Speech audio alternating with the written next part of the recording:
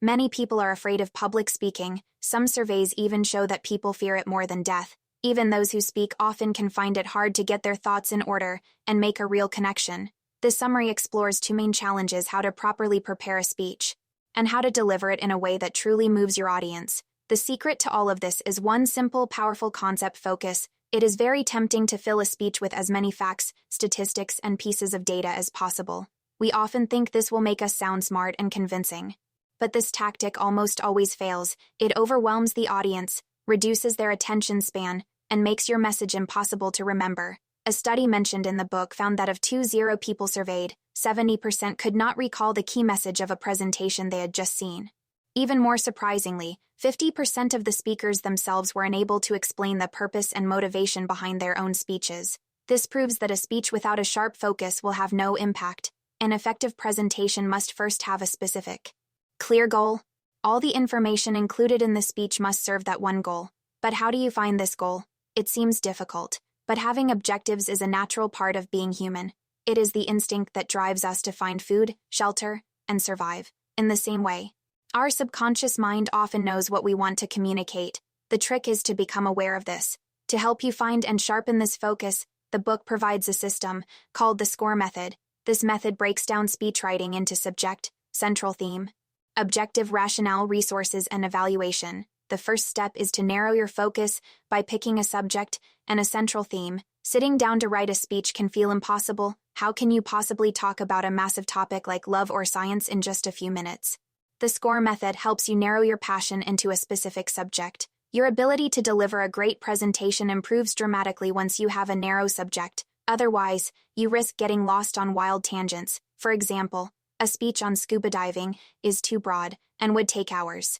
A much better, narrower subject would be how to learn scuba diving. Once you have your subject, you need a central theme. This is the main idea that runs through the entire presentation. Every point you make should relate back to this one theme. This turns a collection of scattered remarks into a complete and powerful story. With a subject and theme, you are ready for the most important part of the method: the objective sentence. This is a tool that boils your entire speech down to a single sentence. This sentence is the heart of your speech, and it has 3 key ingredients. First is a proposition, which is a bold statement you want to make, such as all couples can have a lasting marriage. Second is an interrogative, which is a question and answer that shows how the proposition can be done. For example, how can couples do this? By avoiding temptations. Third is a keyword, which is found in that answer. In this case, the keyword is temptations. Your final objective sentence would be: all couples can have a lasting marriage by avoiding temptations. This sentence may not sound catchy, but it is not for the audience, it is for you.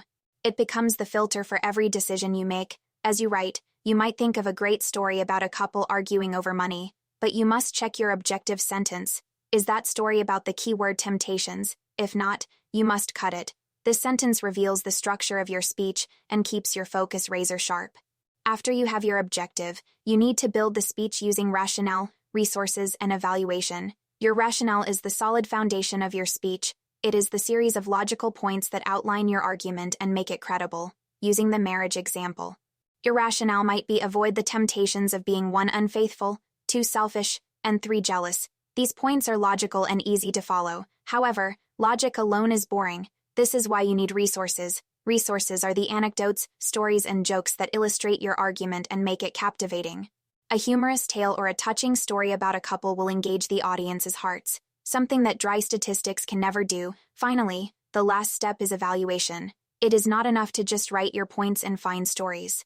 You must constantly evaluate and re-evaluate your choices. Does this resource truly support the rationale? Does the rationale still connect to the objective? This process ensures your focus remains strong. With the main body of the speech built, you must create a captivating opening and an impressionable conclusion. The first few moments of your speech are the most important. You must grab the audience's attention immediately, in any original way you can. Only after you have their attention should you introduce your topic. The conclusion is your other big opportunity to leave a lasting impression. It is not just a summary. It should be a final, persuasive act that reiterates your points and leaves the audience with your message. The best way to do this is to highlight the real-world relevance of your argument in the lives of your audience. All of this preparation takes time. If you are not willing to give up your time to prepare, why should anyone give up their time to listen? The SCORRE method is effective, but only if you dedicate the time to apply it properly. One valuable tip is to leave your speech aside for a week after writing it. When you return with a fresh outlook, you will be surprised at how easy it is to see mistakes and find new ideas. When it is time to give the speech, you must engage your audience. A speech is not just a performance, it is a communication. You must be aware of who you are talking to. The concerns of teenagers are different from the concerns of retirees. You must be flexible. The author once had to change a humorous opening at the last minute because the previous speaker shared a very emotional personal story. Your own physical presence is also a powerful tool. Your voice, expressions, and gestures can bring your words to life, or they can be a major distraction. The author recalls distracting an audience once by forgetting to close his fly. You must also be aware of the room you are in.